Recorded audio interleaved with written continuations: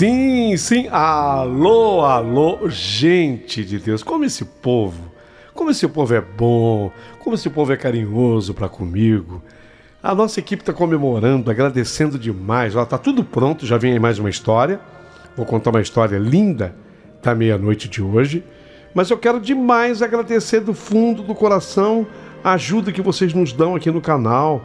Nossa, através do nosso Pix, que é esse telefone que eu publico bem ao lado do título, é o Operadora 11 de São Paulo, 951336677. Eu tenho que agradecer essas pessoas carinhosas demais. A Eliane P. Gadelha, que amor de pessoa, Eliane. Muito obrigado, viu, Eliane, por toda a contribuição que você traz aqui para o nosso canal, para essa turminha querida que faz parte aqui do nosso povo, né? Que vive a comemorar. A Magali Borges, então. Magali, minha vida, Magali. Como é que você tá, Magali? A Magali, ela enviou aqui para o nosso canal R$50. Ô, Magali, só tem que agradecer, viu? Muito obrigado pelo seu Pix. A nossa equipe, Magali, comemorou tanto aqui a tua presença, a tua participação. É agradecimento, é gratidão pura. Ô, Paulinho, quem mais você vai agradecer aí? Vou agradecer o Paulo Sérgio Dini. Obrigado, viu, Paulo Sérgio Dini? Muito obrigado pela força que você nos dá. Agradeço do coração. Edjane Ferreira. Edjane, minha vida, mandou vintão pro canal. A Edjane. Nossa, muita gratidão a essas pessoas todas, viu? Do fundo do coração, eu estou dizendo muito, muito, muito obrigado. Que Deus dê em dobro para vocês.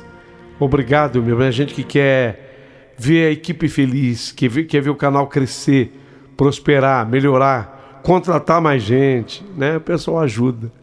Oh, meu Deus, muito obrigado. Que Deus dê em dobro a vocês todos, tá? Que eu agradeci.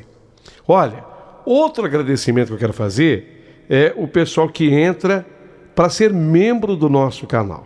Eu fico também felicíssimo, porque um membro hoje ele paga ao mês R$6,99. E é uma ajuda tão importante para o canal. E eu quero agradecer Ângela Borim. Ela não era assinante nossa, passou a ser, né, Ângela? Ângela Borim. Alô, família Borim. Muito obrigado, Ângela, do coração. A Cleide Arruda Forte. Oh, que sobrenome, né? Forte.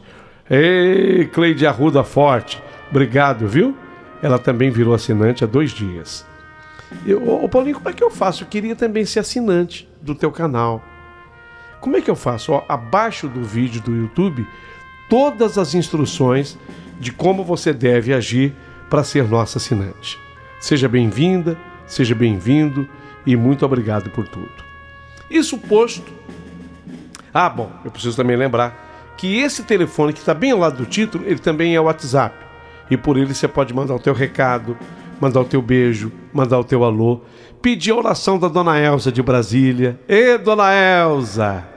A senhora não sabe, Dona Elza, o que a senhora está me ajudando com as suas preces e ajudando a tantas pessoas do canal. Muito obrigado, viu, Dona Elza? É gratidão, gente, é gratidão pura. Ô, Paulinho, e hoje? Como é que vai ser essa história da meia-noite que você vai contar? Essa história é muito interessante, muito mesmo. E eu tenho certeza que todos vocês irão gostar. É a história do meu querido amigo Osmir Feitosa como motorista de ônibus. Osmir, um abraço para você. Você pediu que eu te avisasse um pouquinho antes, né? Tô avisando. Hoje vai ser a sua história. Nós vamos contar hoje a sua história, tá? Tudo preparado, tudo pronto. E ela já vai pro ar agora. Então, prepare o seu coração para a história que eu vou contar.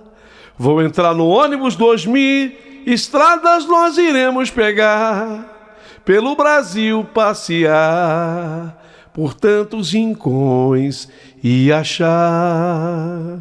Ô, gostoso! Osmir, a sua história acabou de começar.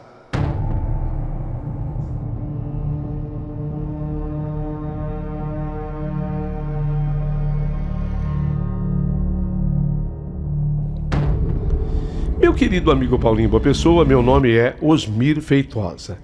E eu sempre adorei a minha profissão. Eu sou motorista de ônibus. Eu me apaixonei pela profissão.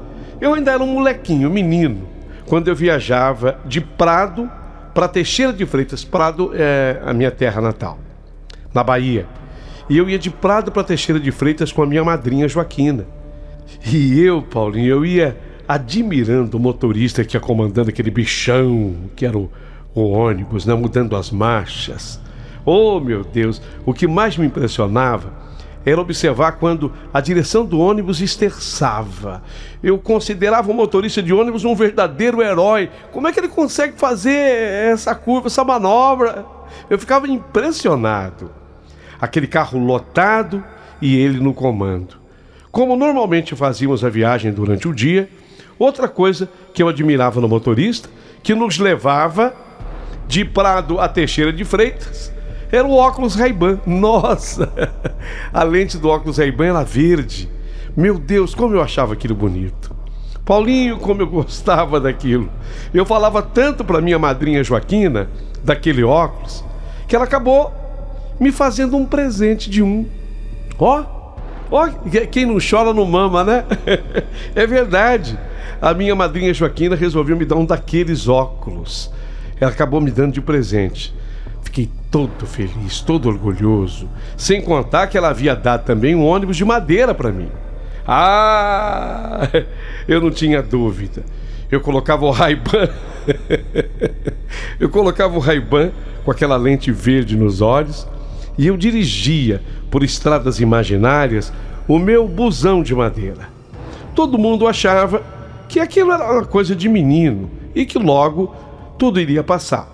Mas quem pensou assim estava redondamente enganado, porque um belo dia eu fiz um teste na companhia Águia Branca e não deu outra.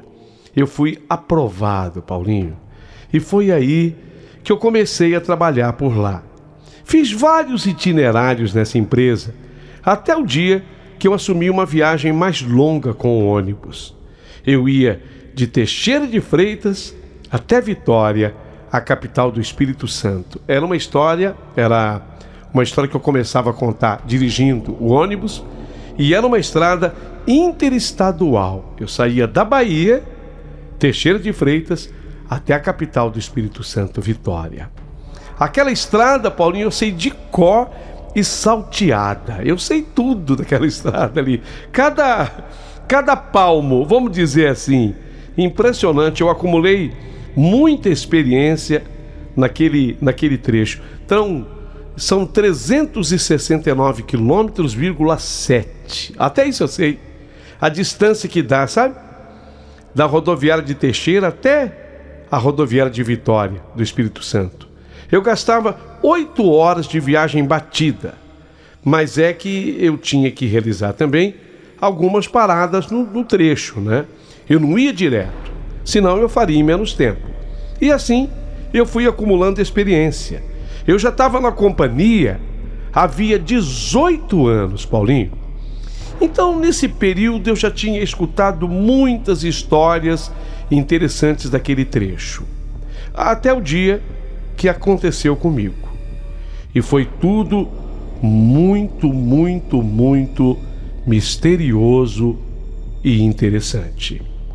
A viagem era noturna. Eu saí de Teixeira às 10 da noite, com previsão de chegada à Vitória por volta de 6 horas da manhã. Era a noite inteirinha que Deus dava viajando. Mas eu gosto de viagens noturnas. Menos trânsito, mais tranquilidade. Dá para dirigir de boa, né? Sem contar que as minhas vistas já estavam treinadas para a escuridão da noite. Sabe, a retina, ela se adaptava rápido à escuridão da noite. Eu só lamento não poder usar o meu Ray-Ban por aquela noite, né? O resto, viajar de noite para mim era tudo de bom. Naquela noite, o fluxo de passageiros estava assim mais baixo do que o habitual, o que eu não reclamava, já que tornava a viagem mais sossegada. Quem reclamava era o dono da empresa. Ele queria sempre o ônibus lotado. Mas você sabe, né? Eu também torcia pela empresa. Mas, um ônibus mais tranquilo, a coisa ficava mais sossegada. Tava tudo indo bem, até que eu parei naquela parada, quase que deserta, para apanhar um passageiro. Até ali eu tinha rodado mais ou menos umas 2 horas, ainda dentro do estado da Bahia. Passava um pouco da meia-noite. O homem, ele devia ter assim, pelo que eu olhei para ele e vi, uns 40 anos. O homem estava na estrada. Passava já um pouquinho da meia-noite. Bem vestido, como se fosse para um evento importante ou algo do tipo. Mas, curiosamente, o homem não trazia consigo qualquer tipo de bagagem. Nem mala, nem maleta. O que não era muito comum de acontecer, porque às vezes eu tinha que descer, em casos assim, abrir o porta-malas do ônibus para acomodar alguma mala. Não foi necessário. O homem estava sem mala e sem bagagem, como diz aquela música do Caetano Veloso. Sem lenço e sem documento. Era apenas ele e a roupa do corpo. Então aquele homem, assim que ele entrou no carro e ele passou por mim, ele me cumprimentou com um sorriso estranho. Um sorriso um tanto ou quanto perturbador. Eu respondi meio sem jeito e ele foi se sentar mais assim ao fundo do ônibus, ali no meião mais profundo. Aquela coisa esquisita ficou na minha cabeça. Alguma coisa não parecia certa com aquele homem, mas eu tentei não pensar muito no assunto. Continuei dirigindo, focando na estrada, mas o estranho encontro já estava me deixando um pouco desconfiado. Depois que o passageiro se sentou naquele meio profundo, continuei dirigindo pela estrada, tentando manter a minha atenção na viagem. Você sabe, viajar à noite é uma delícia. Eu, por exemplo, prefiro do que durante o dia, mas exige o máximo de atenção do motorista. O percurso era longo e eu já estava ficando até um pouquinho cansado. Mas o estranho sorriso do passageiro não saía da minha cabeça. Para quem não sabe, há no ônibus um retrovisor interno e ele só é usado pelo motorista para o motorista observar o interior do carro. Não dá aquele retrovisor interno, não te dá a menor condição de ver as pistas. É para dentro do ônibus mesmo. Ele só é usado em casos assim. Bom, então, com o retrovisor bem posicionado, a gente que é motorista acaba tendo uma visão geral do corredor do ônibus e dos assentos. Em um momento, eu dei uma olhada pelo espelho retrovisor para ver se estava tudo em ordem com os passageiros no carro. E foi aí que eu notei o homem misterioso. Cadê? O passageiro. Cadê? Ele já não estava mais no assento onde havia se sentado? Sim. Então devia estar em outro lugar? Com certeza estaria. E aí eu procurei, eu dei aquela rodadinha assim no retrovisor, tentando um foco, um outro ângulo. Eu só sei dizer que o que eu pude observar do interior do ônibus pelo retrovisor, e eu pude muito, pelo menos eu vasculhei uns 90%, eu não vi o homem. Eu não vi. Mas não é possível. Na hora eu pensei que talvez ele tivesse ido ao banheiro. Mas não demorou muito tempo. Eu vi quando a porta do banheiro se abriu e do banheiro saiu um outro senhor, bem mais idoso que ele, que havia pegado o ônibus na rodoviária de Teixeira. Quer dizer, no banheiro, o estranho não estava. Então eu achei que ele tivesse se deitado. Só podia ser. Só podia ser, porque como o ônibus não estava lotado, era mais ou menos uma viagem para meio ônibus, de vez em quando acontece. Sabe aquele encosto de braço que fica no meio? Ele é flexível. Então, dependendo de quem está viajando ao lado, a pessoa levanta, ou para aproximar da pessoa que está ao lado, se for uma pessoa íntima, caso de marido e mulher, mãe e filho, ou então a pessoa levanta aquele encosto de braço para ela se aproveitar do assento e fazer dele algo parecido com uma cama. Só se ele fez isso, porque no ônibus não dava para eu vê-lo de jeito nenhum. A verdade foi que do ônibus ele não tinha descido. Não, eu não tinha feito mais nenhuma parada desde que ele entrou. Não tinha o menor sentido ele ter saído do ônibus. Eu só sei que uma sensação de desconforto tomou conta de mim enquanto eu dirigia a partir daí. Eu não queria pensar, mas eu estava imaginando coisas. Então eu continuei seguindo a minha rota, tentando me concentrar na estrada. E passei a verificar, através do espelho retrovisor interno, eu comecei a olhar nele com mais frequência, tentando encontrar o passageiro ou, pelo menos, alguma explicação do seu desaparecimento da minha vista. Eu pensava comigo, mas aonde será que esse homem se meteu? Aonde esse cara se escondeu? Será que ele se escondeu? Mas por mais que eu olhasse, eu não consegui vê-lo. Quando chegamos a Vitória, que eu estacionei o meu carro na rodoviária de Vitória, faço como eu faço sempre. Desci do ônibus e eu fui para a porta da frente do carro. Ali é a minha posição. Era a orientação da empresa. O que eu fazia ali? Eu agradecia a todos os passageiros, um por um, pela preferência de ter viajado conosco. E se houvesse algum passageiro que não tivesse tirado a passagem, que seria o caso daquele homem, ali era a hora de eu cobrar a passagem, emitir a passagem para ele. Eu dizia assim, eu tinha uma frase já que ficava pronta para mim. Olha, a Companhia Águia Branca agradece a sua preferência, boa estada em Vitória. A frase já estava decorada por mim. Só que nesse dia, eu olhava bem no rosto e nos olhos de cada passageiro que descia. Eu queria encontrar o homem estranho que embarcou no meio da estrada. Cadê esse homem? E desce um, e desce dois, e a terceira é uma senhora, e a quarta também é uma senhora, a quinta veio uma moça e desce mais um. O homem estranho que embarcou comigo, ele desapareceu. E eu fiquei muito encucado porque desceu todo mundo do ônibus. E o homem não. O homem misterioso, ele não desceu.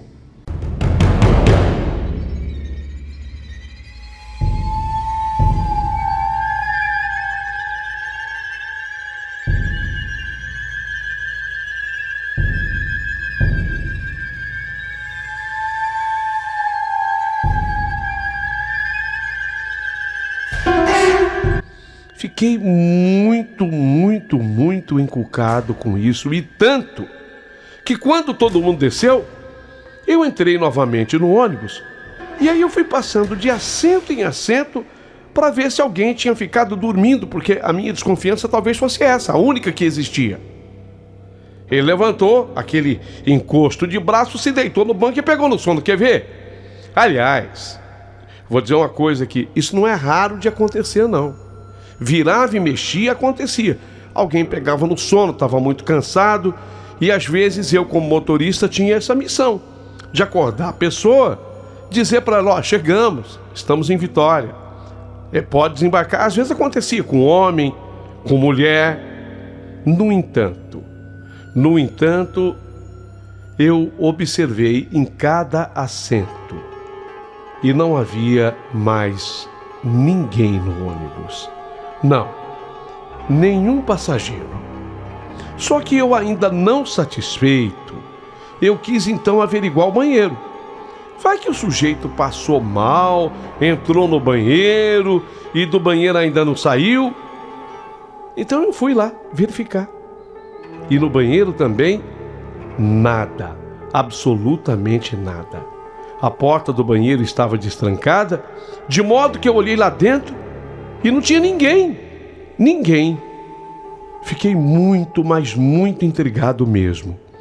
Eu terminei o meu turno naquela noite intrigado com o desaparecimento do passageiro. Então estacionei o ônibus na garagem, ainda pensando no que poderia ter ocorrido, mas sem encontrar uma explicação plausível, lógica para aquilo. Segui a minha rotina. Recolhi o meu carro na grande garagem em Vitória e fui descansar na pensão. Tinha uma pensão contratada em Vitória para isso, para a gente descansar. Mas eu não conseguia dormir pensando em tudo. 10 horas da noite, eu partiria então de Vitória de volta a Teixeira. E faltando 2 horas para eu chegar em Teixeira de Freitas, faltando mais ou menos esse tempo para eu chegar, eu passei novamente pela parada onde o homem havia entrado na noite anterior. Eu havia decorado bem aquele lugar. Ele entrou, foi ali, exatamente ali. E na minha volta, lá naquela entrada, naquela parada, não havia ninguém, não havia nada. Bom, não teve outro jeito. Cheguei em Teixeira, fui para minha casa. Eu descansaria agora 2 dias para novamente assumir o carro da empresa por uma nova viagem para Vitória. Faria o mesmo itinerário. E 2 dias depois, novamente, tudo se repetiu. Não estou exagerando. Tudo se repetiu. Parti de Teixeira de Freitas com destino a Vitória às 10 horas da noite. Mas eu estava antenado, ligado em tudo que pudesse acontecer naquele meu trajeto. Quando eu passei o posto da Mata, mais uns quilômetros depois do posto da Mata, mais uns quilômetros, veio a parada. Aquele mesmo lugar que eu tinha decorado. Era logo depois do posto da Mata, andava mais um pouquinho, numa curva, a parada, e você que está me ouvindo não vai acreditar. Você não vai acreditar. Quando eu olhei naquele lugar, olha lá, olha lá, olha lá, olha lá. Quem está no mesmo lugar? O mesmo homem. O mesmo homem. Aquele homem dando sinal com a mão para eu parar. Quase que pela primeira vez eu fiz uma coisa que eu nunca fiz antes na minha vida. Quase que eu passei direto, quer dizer, indiferente ao sinal do homem. Lógico, eu estava assustado. Eu nunca tinha feito isso na minha vida. Eu nunca abandonei na minha vida um passageiro na estrada. Era uma missão que eu tinha. Eu nasci para a coisa. Você ouviu eu dizendo que eu tinha paixão em ser motorista de ônibus desde que eu era criança, um moleque. E era uma missão que eu tinha. Eu não deixava passageiro para trás. Mas dessa vez, fiquei com medo. Quase que eu fiz isso. Mas eu parei ainda assim. Ainda sem acreditar de que pudesse ser de fato o mesmo homem. De repente era a minha imaginação trabalhando. Eu fiquei muito assustado. Impossível até que fosse ele. Não era impossível. Quando eu parei, para o meu espanto, lá estava ele. O mesmo homem de anteontem. Com as roupas bem arrumadas, mesma roupa, seu sorriso perturbador. Ele me cumprimentou, subiu no ônibus, seu sorriso estranho estava presente, me cumprimentou da mesma forma que há 2 dias. Eu respondi ainda tentando manter a compostura. Aí ele se dirigiu para o fundo do ônibus e ele se sentou. Aquilo me deixou apreensivo, já que não fazia sentido algum ele estar ali novamente do mesmo jeito. E não havia como eu não me lembrar da sua presença bizarra naquelas noites passadas. Eu tentei focar a minha atenção de novo na estrada. Eu sou um ótimo motorista, excelente motorista. Mas o desconforto que eu senti na noite anterior voltou com força total. Então eu continuei verificando pelo espelho retrovisor interno do ônibus. tentando acompanhar os movimentos do passageiro misterioso. A cada curva ou parada, eu esperava que ele sumisse de novo. Mas ele permaneceu sentado dessa vez.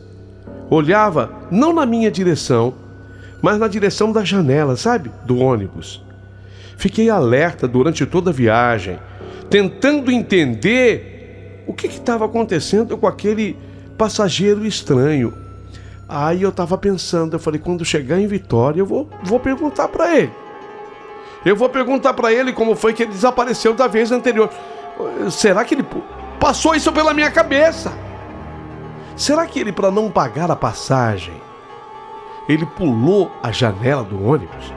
Será? Gente, isso chegou a passar pela minha mente, porque ele entrava no meio do caminho, ele não tinha adquirido a passagem dele, eu só emitiria lá na descida dele. Era lá que ele iria me pagar. Era assim que acontecia. Será que ele fez isso? Eu estava, na verdade, pensando em todas as possibilidades. Ou será que esse homem, ele não é desse mundo? Na minha mente, algo estava fora do normal. E eu não sabia que o pior ainda estava por vir. Porque eu, dirigindo pela estrada, ainda atento ao passageiro misterioso que estava sentado no fundo do ônibus, eu percebi algo estranho acontecendo.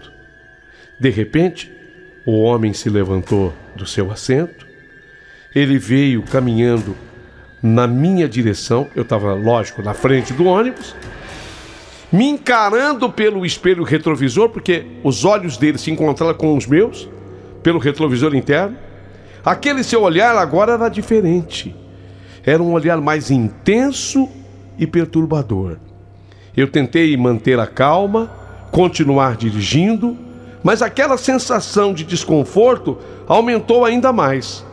Quando ele chegou mais perto de mim, eu notei então que os olhos do homem pareciam mudar de cor, ficando completamente escuros, negros, mas de um negro profundo mesmo.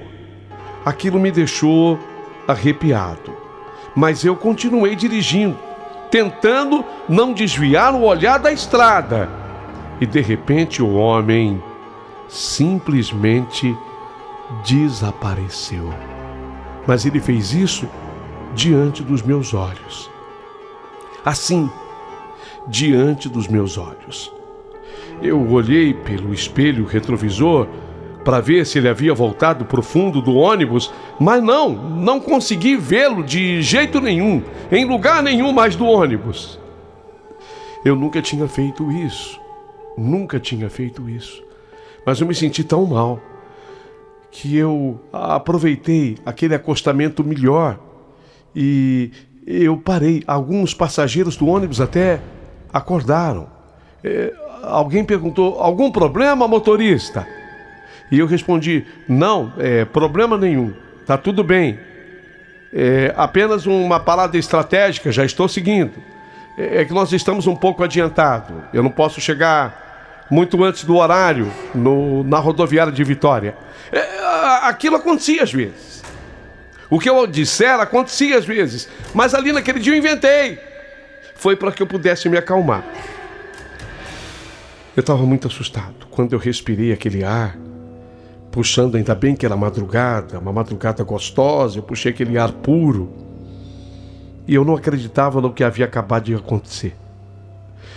Cheguei à rodoviária de Vitória. E assim que eu terminei o meu turno, eu fui falar com o meu fiscal. Veja bem, é assim. Quando você vai emitir a passagem de um passageiro que entrou no meio da estrada, há sempre uma fiscalização. Por isso, todos têm uma atitude muito correta na empresa que eu trabalhava. O pessoal da Águia Branca realmente é muito honesto, mas tem um fiscal. Esse fiscal, ele fica à espreita, ele observa o proceder de todos os motoristas. Alguns ônibus vêm com cobrador, não era o meu caso. E esse fiscal se tornou muito meu amigo, Arlindo. E naquele momento, o que o Arlindo tinha instituído?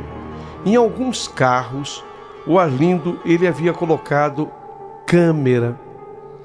Veja, era um momento que estava começando aquela preocupação com câmera. Já tem anos isso, tá? Era um momento que estava começando aquilo.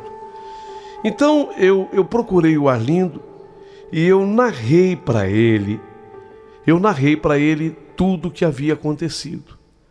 Eu falei, mas essas câmeras, Arlindo, elas filmam porque, olha, esse sujeito, se ele me enganou pela segunda vez. Só que a primeira vez, ele desapareceu dentro do ônibus. Eu suspeitei até que ele tivesse pulado da janela. Só que desta vez, que foi essa noite, ele desapareceu na minha frente. Eu não sei, eu gostaria... É possível ver essa câmera? Não pode, em hipótese alguma. Aquilo é coisa para o fiscal. Mas o Arlindo, que havia se tornado meu amigo, e diante da minha história, o Arlindo abriu uma exceção. E pasmem vocês, fiquei chocado, porque nas imagens não havia nenhum sinal do passageiro misterioso.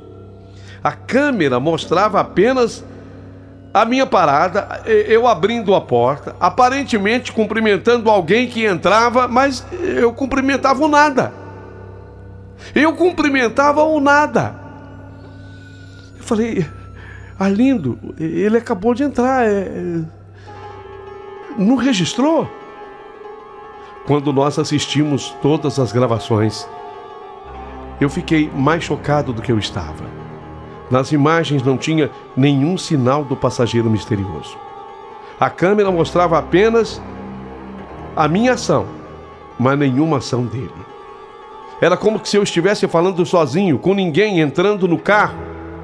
Aquela revelação me deixou ainda mais perturbado. Aquela revelação me deixou ainda muito pior do que eu já estava, mais confuso, assustado, sem saber o que pensar de tudo aquilo. Depois de tudo o que aconteceu com o passageiro misterioso, eu fiquei completamente abalado. Eu nunca tinha vivido algo tão assustador em todos os anos como motorista de ônibus. A situação toda me deixou tão perturbado e com receio de continuar fazendo aquela rota. Tinha medo de novamente cruzar com o passageiro misterioso. O Arlindo, meu fiscal, ele me conhecia de muito tempo na empresa. Sabia da minha seriedade. Ele sabia que eu era um sujeito competente e muito, muito cumpridor das minhas responsabilidades. Então ele antecipou as minhas férias. Talvez tivesse passado pela cabeça do Arlindo a ideia que eu tivesse precisando de um descanso. Sei lá o que ele pensou de mim, porque a coisa parecia meio louca mesmo. Eu agradeci. E quando eu voltei das férias, ele fez aquilo que eu pedi. Fiquei pedindo durante todo o tempo que eu estava de férias para ele. E eu passei a fazer uma linha que ia de Teixeira de Freitas a Ilhéus. O trajeto também é longo. É dentro da Bahia, mas são 404 quilômetros. Também 8 horas de viagem. Mas eu não voltava, e sim, eu seguia à frente da BR-101. Porque quando você está na BR-101 de Teixeira para Vitória, você volta. Você faz a estrada voltando. Né? Caminho Rio de Janeiro, né? Vitória. Era ali que eu encontrava o homem. E eu comecei a fazer a viagem contrária, de Teixeira a Ilhéus. BR-101, mais para frente, 404 quilômetros. Porque eu havia solicitado e ele me atendeu. Continuei tendo muita amizade com o Arlindo. E certa vez, o Arlindo relatou-me que um outro motorista também teria visto esse homem, só que o motorista parou e o homem não chegou a entrar no ônibus, não entrou. Mas ele relatou para o Arlindo o que houve.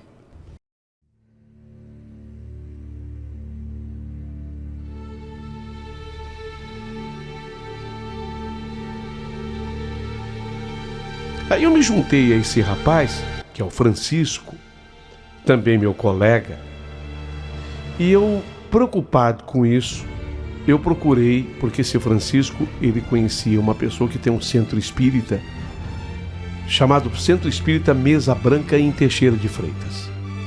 E eu fui até lá. E essa pessoa, uma médium que nos atendeu, fez questão de ir conosco até o lugar da parada do ônibus. E lá, essa mulher, com o seu dom, detectou a energia do homem. Ele não apareceu, nem para mim e nem para o Francisco nesse dia. Nesse dia não. Mas a senhora detectou. E a história é impressionante, Paulo. Nós conseguimos levantar, através dessa senhora espírita, que aquele homem morava numa fazenda que havia exatamente ali naquela região. Descobrimos até o nome dele, que eu prefiro não mencionar. E aquele homem, ele tinha uma história. E a história é que ele precisava fazer aquela viagem até Vitória do Espírito Santo, dali a Vitória do Espírito Santo, para ir se encontrar com o grande amor da vida dele. No entanto, o homem acabou sendo atropelado no momento em que ele estava na parada. Foi atropelado por um caminhão e ele teve morte instantânea. A viagem não se completou para ele. E o espírito dele ficou preso ali. Essa senhora espírita foi que liberou o espírito dele para que pudesse agora ter um pouco mais de luz e de paz. E essa senhora disse a mim e ao Francisco que nós dois acabamos escolhidos porque nós tínhamos também dom de mediunidade. Eu nunca discuti esses assuntos, porque eu sou católico, mas eu respeito demais a linda religião espírita. A verdade foi que nós fizemos muitas orações. Eu encomendei na igreja que eu frequento com a minha esposa, a igreja de Santa Rita, eu encomendei missas em sufrágio à alma deste homem. Nunca mais eu tive qualquer notícia do aparecimento dele. Suponho eu, portanto, que ele tenha encontrado o seu rumo, o seu caminho do outro lado do mistério. Era essa a história que eu tinha para contar. E como eu gostaria de receber dos senhores muitos comentários a partir de agora.